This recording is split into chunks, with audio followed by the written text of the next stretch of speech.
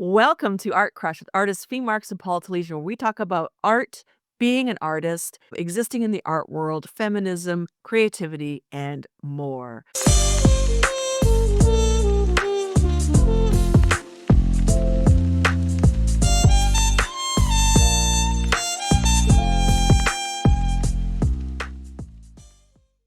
So today we wanted to talk about a couple of topics that we've sort of chatted about in the background because it affects us as artists. It affects a lot of artists, not just women as artists or women of a certain age as artists, but artists in general. And so the topic is how do we get people to take us seriously as artists? And then the secondary topic is how do we get people to take us seriously as women and women who are artists? So let's start with the artists in general topic because I think that will lead us really nicely into the deeper topic, the nuanced topics. This topic is quite an interesting one because until we started exploring it, I hadn't actually thought about it. I didn't realize that I felt that people didn't take me seriously. And I wonder why that is, which I think does tie in to the women thing as well as the art thing. And I'd had a conversation with a friend of mine, and we were talking about our university days.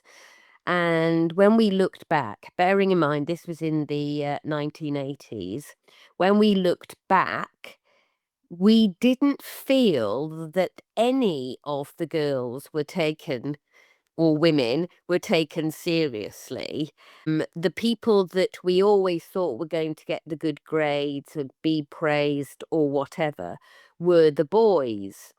And that was a follow on from my experience in school as well.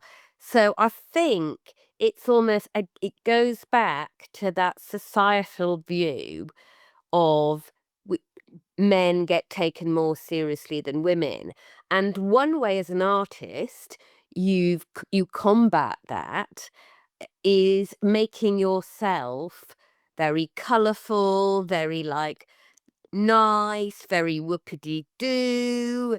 And so by creating this artistic or creative persona, you end up still not being taken seriously. I think playing further on that, we go into being professional artists with that almost instinctive understanding. If you're not fully aware of it, there is a resistance almost to calling oneself an artist as you start heading down that path. I went through it myself, and I know that I've talked to so many artists who are like, "I don't know if I can call myself an artist or I should call myself an artist," for that very reason, that artists are not necessarily taken seriously. And so you either embrace it and show up, or you try to, be a little bit embarrassed about it. So And I think that might be as well going back to I know we discussed last week, I think it was, about fine art. And I think that people often feel more comfortable describing themselves as illustrators or designers, not using the A word. And that is weird.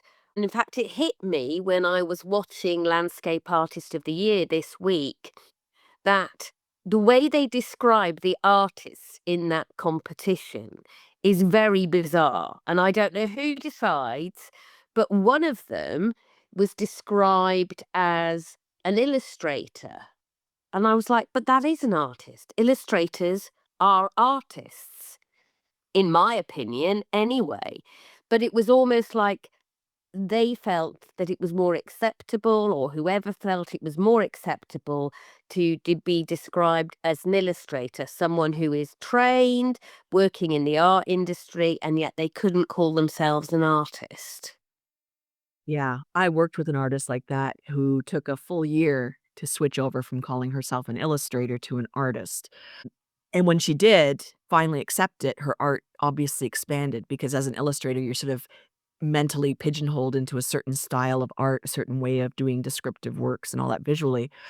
But I think that there's this underlying I'm trying to think of the word because discrimination isn't the right word, but attitude I think probably is towards visual artists that we don't have towards actors and towards musicians. Even though they are a part of the arts themselves, visual artists seem to have this real campaign against them.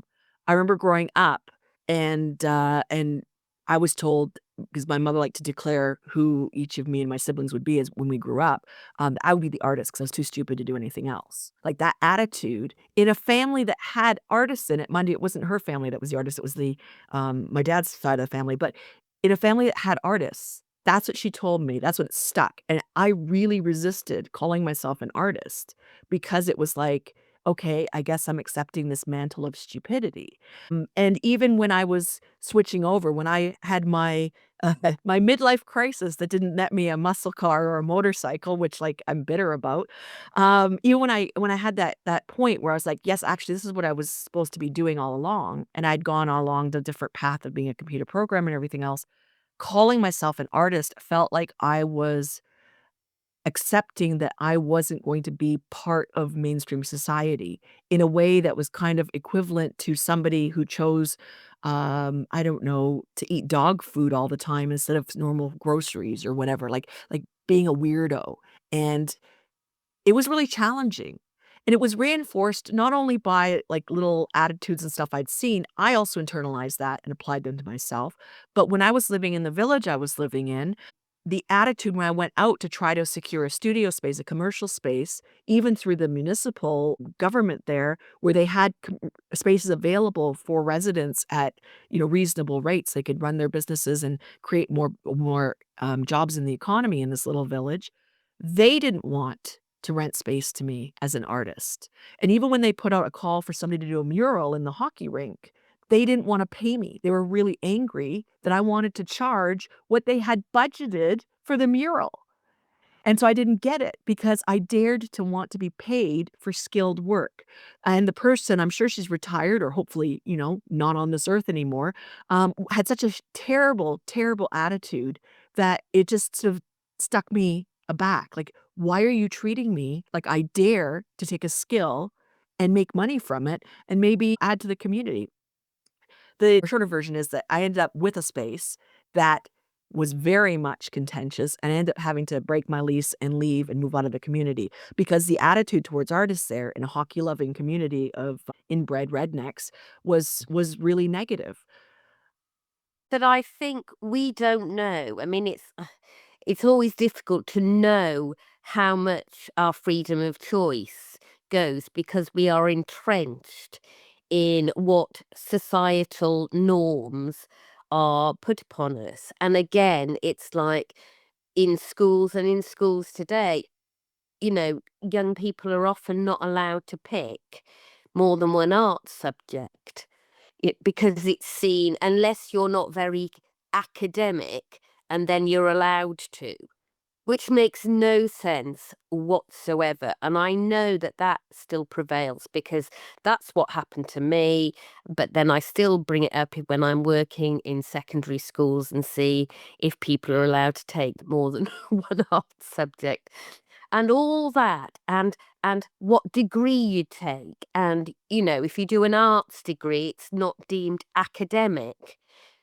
Absolutely crazy. You still have to write a thesis, you still have to have an argument, you still have to write essays. But no, again, all that through that time. And I remember almost like feeling like I'd caved when I went to do my postgraduate certificate in education. I felt worn down by pressures everywhere telling me that I couldn't. And the fight eventually went out of me. Hopefully, that isn't as it is today, but I very much doubt it. I think when people look at artists, that's why people don't think that they can be successful because we're told constantly you can't make a living by being a professional artist. You can only do it as a sideline. I can't think of one other profession and please correct me, Paul, if I'm wrong, where people are told that incessantly, that what their chosen professionalism is not going to be good enough and you're not going to make money to live on. Yeah. Yeah, the other one, was music. So, my family, arts and music, I was told, "Don't plan on being a musician," growing up. Because growing up, I played the piano and violin, lived in a household where everybody picked up an instrument, and I was told that there's no way. If you're gonna be a musician, you'll end up being a piano teacher or you'll end up doing whatever. I mean, again, this is in the '80s, '70s and '80s. There was no internet. Even in the '90s, the internet was dial-up. There was no people making, you know, their living doing music online, but now, of course, that's people can make a living, but that was it, right? If you're gonna be in the arts, good luck. A lot of that, though, is we get the supports not even just removed, but completely erased. So you can go to art school. I have a billion degrees and diplomas and everything else. You can go to art school and you'll maybe at best get 1 or 2 classes, maybe a week of instruction on how to get clients or how to have a contract or what you need to be aware of. You get 3 or 4 years of here's how to do perspective, here's tonal values, here's use gouache paints until you cannot stand gouache. It's been 30 years, I have not touched gouache since. Um, and you don't get anything about, okay, how do I negotiate with clients? How do I determine my prices? What is a Well, profit margin? you were lucky to get 2 or 3 lessons. Doing a drama degree, I got none. Absolutely 0 about becoming getting a job in the theatre or television or anything like that. We got nothing. Right. Absolutely nothing. And I know I do have friends who had art degrees and they got absolutely nothing. So the fact that you got something was better because almost like the people running the course didn't believe you could make a living. Right, and whether they did so intentionally or not, they set artists up to fail. Because even the training we got was inappropriate. It was for somebody who'd been in the field for 20 years, and we only got it because one of our instructors had went, "You guys don't even know about contracts?" But he gave us such ridiculous terms that anytime I got a client, the contract was so ridiculous that the client walked away. It was a setup for failure from the get-go, and even when my kids went through the art high school here, which produces or used to produce amazing artists, and a lot of them went out and started going showing in galleries and everything straight away in the past, they were told, "Go get a job, a day job. You'll never make a living, but you can do it for fun, even if you're amazing." Like, right? These teenagers getting this information, and I knew it because my kids were telling me this. I think, Paula, that we need to now turn this on their head Mhm. because I think probably everybody who is listening to this podcast will be nodding their head, going, yeah, that's me too, me too, me too. Yeah. So, how do you think that we turn that around and that belief around and get people to take us seriously as artists? As a mentor, how would you advise your clients to do that? We're bearing in mind that a lot of them are worn down and have done other jobs and whatever. That must be, as a mentor, one of your biggest challenges. It is, but, it's also with the right people, it's one of the greatest successes, and it is about being aware that art is a service, and when you have an art business, it is a business, capital B, not, cowering small b. You are providing a service that makes a difference to your client's life. You need to show up as a business, not as, "I'm an artist playing and I'm hoping somebody might buy some of my pieces, and here's something on a sketchbook piece of paper I'm gonna put on Facebook Marketplace." I don't know what it is right now, but the number of artists I'm now seeing on Facebook Marketplace is sickening. There's no place for selling art on Marketplace. That's And, garage sale. and vintage, Yeah, vintage, yeah. vintage set. I've seen original art for like £10, £20, £30 on Vinted. It's like this is not the place. If you are selling your own art, so you're not getting rid of stuff that you have in your house, you're selling your own art, it should not be going on the equivalent of a car boot sale or garage sale or charity shop type of thing. because you're immediately positioning yourself as not worth it. So one of the key things is to be aware of how your potential collectors or your audience, your visitors see you. That means cleaning things up. It means being very aware of how your website looks. It means being very aware of how you're presenting your art, how you're talking about your art. So your art doesn't speak for itself.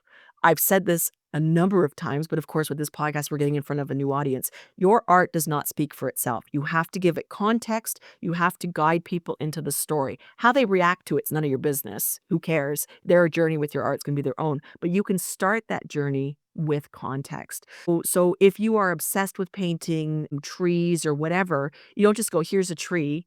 You write the story about, okay, I actually one day I was feeling exhausted and sick of the world, and I started walking through the local park. I saw this amazing tree and I gave it a hug. And that hug made me feel connected to the earth. And I came back and painted that love and connection through this piece. When you present your art professionally, you are doing that guidance for people. You are also stating the dimensions and the details of the work as well and how to purchase it. So when you are trying to present your art professionally and position yourself as a legitimate, safe to buy from business, you are changing the story around artists. And the more artists that are aware of how they should show up, and I'm not talking about, okay, we must, fit in with the guys who do table legs and whatever, but how we should show up in order to make lay people feel like we are legitimate, that it's safe to buy from us, that we are running a business that speaks to them. The faster we will change the narrative around it. It is not gonna take other people talking about this, although it does help. It is gonna take us artists educating through our actions in doing that. And I think, for people who are sitting there going, oh God, I can't do that. This is where we go back to the mindset. This is where it is vital as a small business owner or as a professional artist to work on your self confidence and belief in your work. Almost like if you haven't got that, you can't then show up and share your work. You have to know your work and how important it is and how you feel about yourself. We've talked about coming over as a bit apologetic. Pricing comes into it as well. If you're pricing your art too low, then you are saying that you have no confidence in your work. You don't believe it has the intrinsic value that it should have. So everything all ties in. And if you are sitting there and you are starting out an art business, that is where you need to start. I mean, and the people like Paula can help with that, but it really is being confident about your art, but also what it says. And that was like a real light bulb moment, wasn't it, for me, Paula, when I said, I don't understand, I don't understand why I've always been quite confident about my art. And it's like, because it's not the art, it's not about the skill set, it's about the conversation, it's about the communication, it's about what it's saying. The message is what I'm confident about. And I think people, oh, people are going to think it's not good enough and da, da, da. But if you've worked on what you want to say, therefore your confidence will start to grow. When I start with artists and working with artists, I do a lot of the things I wish that I had been taught when I was starting up my art business seriously. Like, I'd been sort of puttering around and trying this and that and whatever, but until I had that midlife crisis, I hadn't taken myself as seriously as an artist. And so the things that I wish I had, the tools I wish I had, is what I do with artists I work with now. So the number one thing is to make sure they have a body of work. So I'm on Reddit. I'm looking at all the art Reddit posts and everything else because Reddit is now my new Twitter, apparently. Good Twitter, not bad Twitter. And I see the artists who are just starting out and they have one or two pieces and like, is this good enough to sell? Well, A, no, it's not. And B, you don't have a body of work.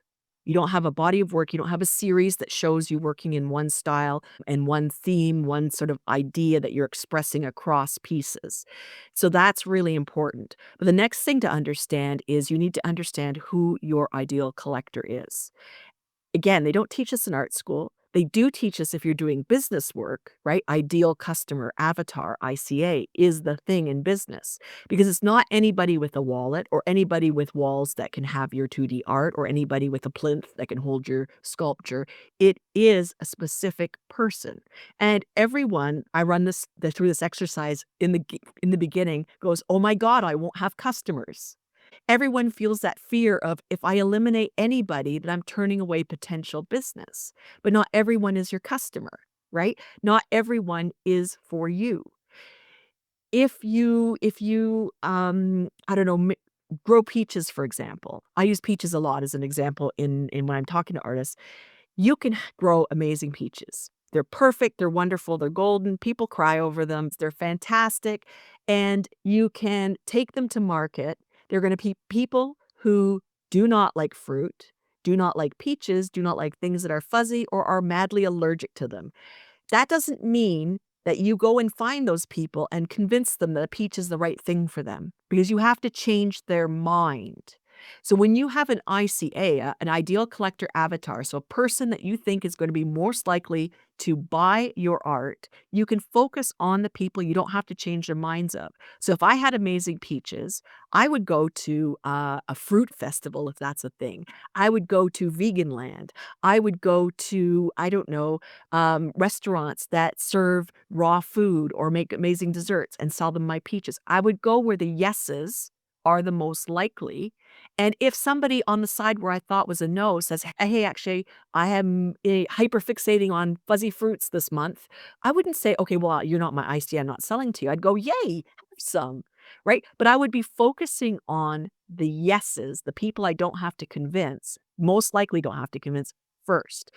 And we can break this down because it sounds scary, but let's break this down. So we have 8 billion people in the world, and we actually know that number is wrong because not everybody's been counted, so it's probably more like 9.5 or 10. But anyway, we have 8 billion people in the world. If half of those people are adults, so that's 4 billion people, and half of those people are adults who like fruit, that's 2 billion people. And half of those people are in a region where they have access to peaches, that's 1 billion people. And half of those people have the money and desire to buy peaches, that's 500 million potential peach buyers. That's a lot of people, even though we have narrowed it down to a tiny, tiny number. So when I work with artists who want to be taken seriously and want to be positioned appropriately as legitimate businesses with art for sale that is worth the price you're commanding for it because you present yourself professionally on a professional website with, professional designed banners and everything else on your social media and you show up regular and all that, and I say niche down and pick the people who are most likely to say yes, and you panic, how are you gonna serve 500,000 people with your art or your peaches? So understanding that being super focused when you are marketing, when you're trying to find buyers, doesn't mean you're gonna end up with, "Oh, there's 10 people in the sea." It means that there's still quite a lot of people who are potential buyers. I'm just being super clear in my messaging.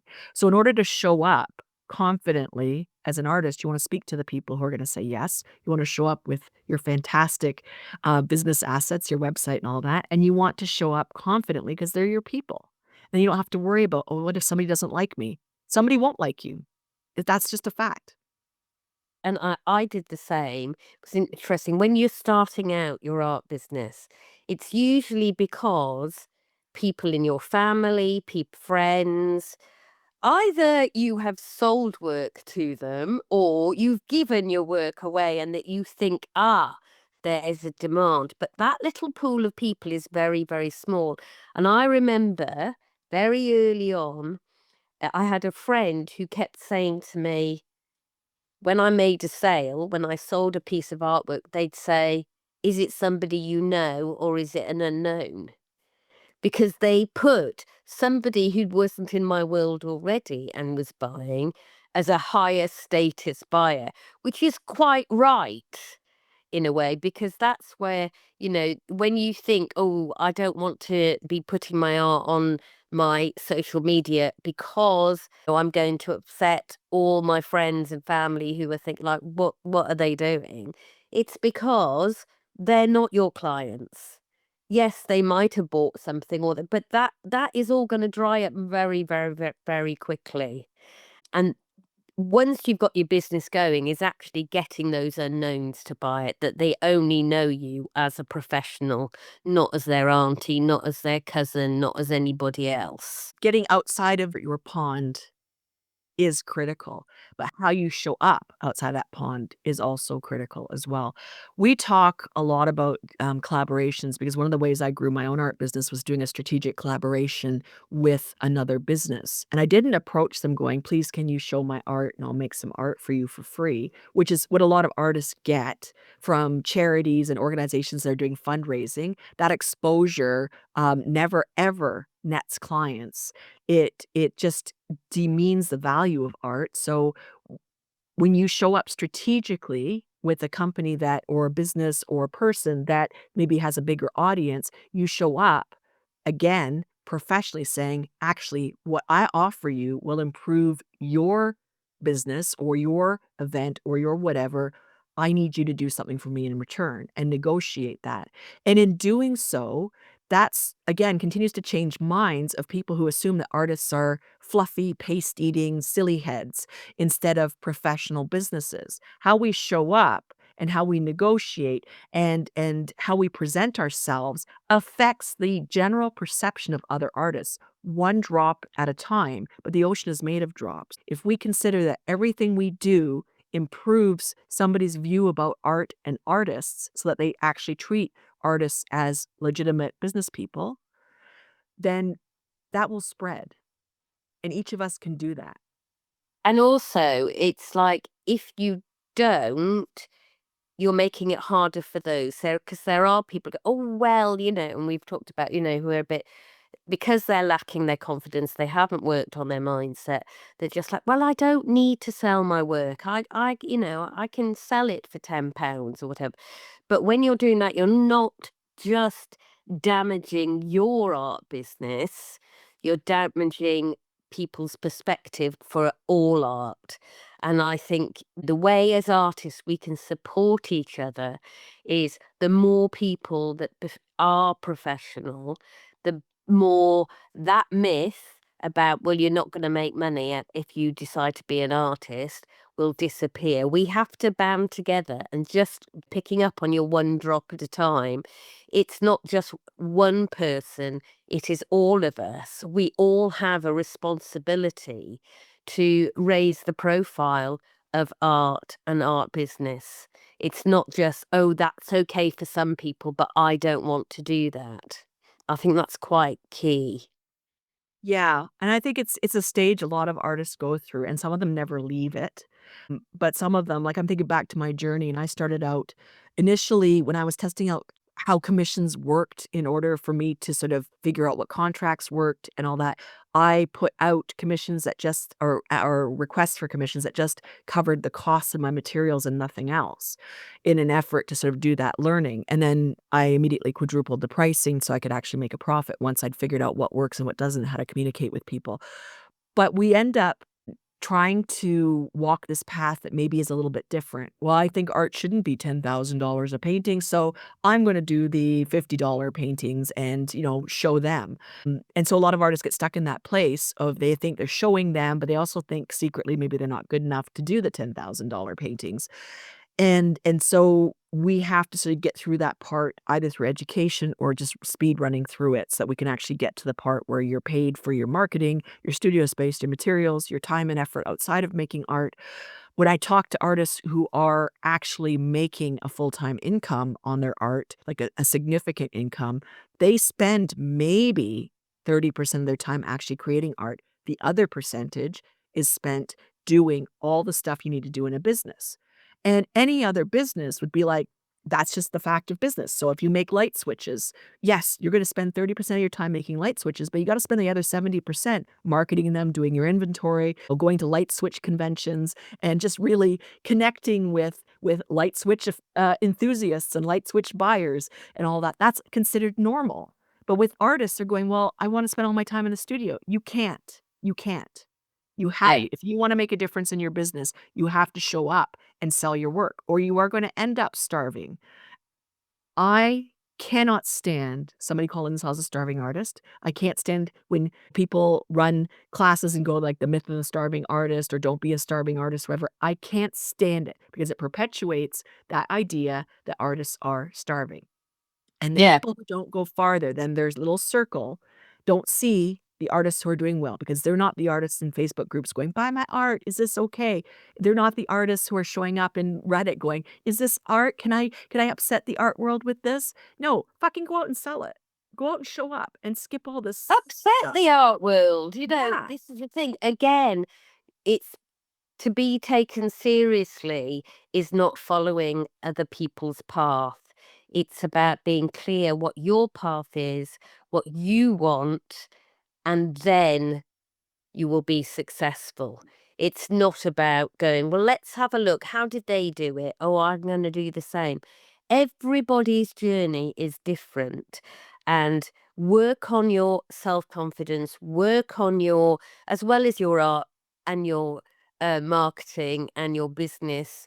I mean, when I started up my art business 8 years ago, I had no idea. I'd been working in education. I had no idea how you went about um, running a business. I it wasn't a skill set that I had developed, but I knew as an educator that I had to learn. If I wanted to be successful, I would have to learn. Just as I would people learn to ride a bike or learn to bake a cake. You have to learn. You have to learn. You keep learning. And it's not an option. And they say there are some weird things in the art world that people think are optional. They think it's okay to say, I don't do social media or I don't do marketing. Oh, I'm not really good at marketing. It's not. It's not an option. And why are we say, and going back to what I've just previously said, why are we making that acceptable? If you hear somebody saying that, say, oh, okay, so you do art as a hobby. That's fine. There's nothing wrong with that. But you can't call yourself, that you have an art business if you're not prepared to do the business side of it. Yeah.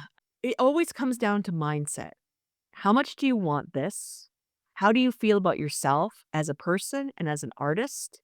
And how do you feel about learning things? Curiosity comes into it. So maybe you don't know how to do marketing. Nobody's a born marketer. They are kind of because if you've been around little kids a lot, or if you've had children of your own, or if you're in that environment, kids are negotiating constantly, like 5 more minutes before I can have to go to bed, or can I stay outside for a little longer, or can I eat my dessert first? They're constantly marketing themselves as sweet and innocent and lovely and whatever when they're trying to get their own damn way. So we kind of are born marketers, but um I it's still get that with my 21-year-old. So not this just little kids. right, this is true, but the point is that if you don't know how to do something, you can learn. So what you have to tell yourself is, "I don't know how to do it yet. I don't know how to do it yet, but I can learn." And that "yet" is important and that "but" is important because otherwise we just remove our responsibility from learning. I can't make websites. Full stop. Well, that's bullshit. I couldn't make websites when I first started because nobody could make websites. That was, like, a long, long time ago. And so we all just sort of learned. We figured it out. We did whatever. I don't have a degree in programming, which is shocking, and I spent, the massive portion of my years of my career as a programmer. It's I not learned it. shocking Yeah. Yeah, but because it is it's not just about what you learned at school, yeah. what you learned in that education system. You are learning and choosing to learn about things all the time. And for those people who are listening to the podcast, you're listening to us today because you want to learn and but not just that, you want to hear an alternative view and somebody who's actually dispelling the myth. So thank you. You guys are on the bandwagon. You agree to a certain extent that things need to change in order for artists to become more successful. Yeah, things do need to change for sure, but it starts with us. So how we show up, how we present our art, that we take ourselves seriously, that we're not apologetic in our marketing.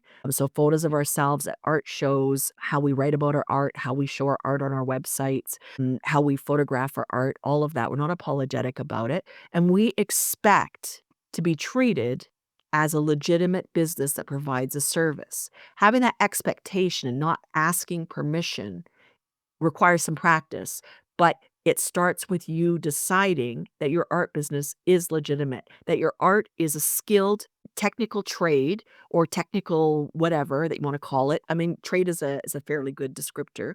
It's a skilled it's a skilled skill. That's really brilliant, Paula. It requires skills and learned skills, whether you are self-taught or go to school for it, that you continuously have to hone. That should immediately garner respect. But if you don't respect yourself because you've taken in just the same way that people can internalize misogyny and internalize anything else, xenophobia or racism, we can internalize a disdain for the arts because it's constantly taught to us. So I'm going to wrap this episode up. We're going to come back and talk about the nuanced things around it. But this is really a timely episode because specifically, I live in Ontario, Canada, and we are having our post-secondary system gutted by a conservative premier who has decided that if you want an education, and yes, it's going to cost more now suddenly as of September, unless, of course, enough people protest, just he literally came on camera and said, "Don't waste your money doing basket weaving courses.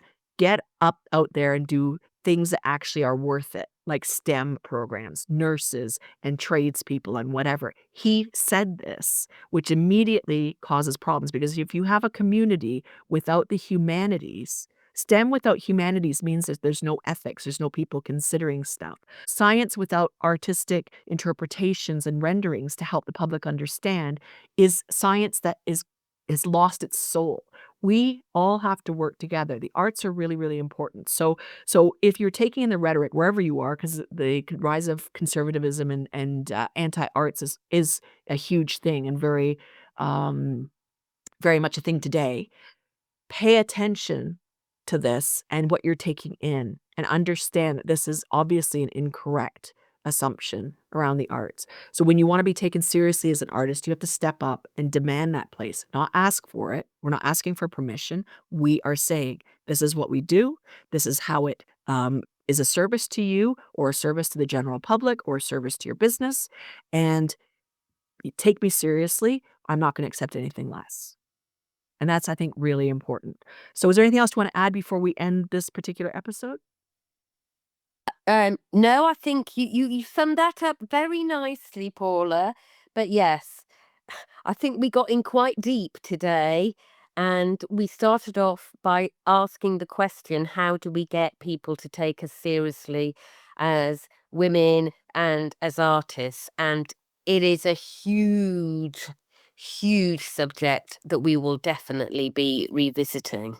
Yeah, especially the angle about being taken seriously as women who happen to be artists. So that, I think, will come up in a future episode or maybe the next one.